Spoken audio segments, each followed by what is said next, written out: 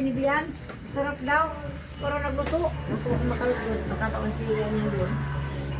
Hindi ako masama sa stage. Why? Wasa. Why? Yan ang magaling maglutlot.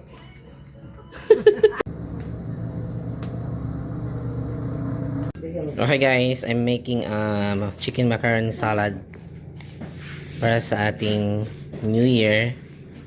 So looks yummy guys, ang daming chicken. Nahaluan ko na rin. Nahalo ko na yung mga ingredients niya kanina. So i-mix na lang natin.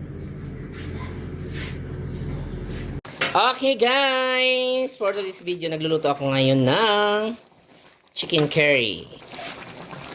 Nagluluto ako ng chicken curry for this video. Sarap nito. Marami pa akong lulutuin guys.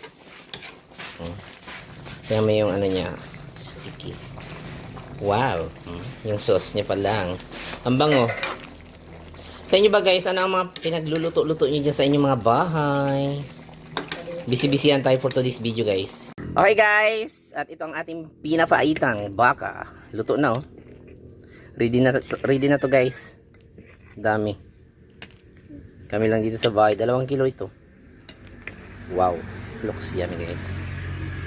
Okay guys, luto naman ang ating beef stick guys. Luto na.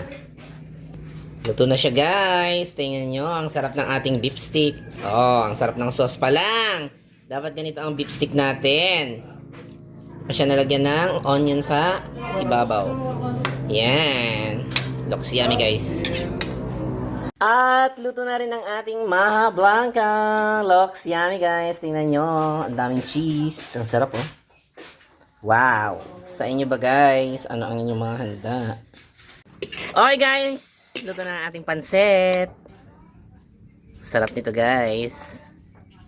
Luto na siya. At may niluluto pa ako dun sa loob ng spaghetti.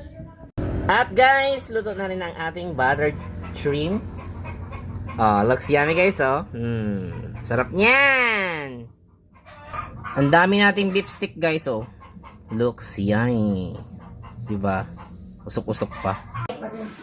At luto na rin ang ating spaghetti.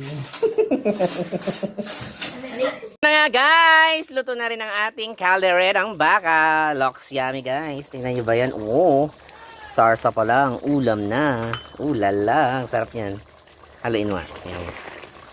Oh, diba? Wow. Sarap. Yun na nga guys. Luto na rin ang ating nilagang baka. So, sari-sari ang ulam natin for this video guys. Oh. Wow. Dami nito.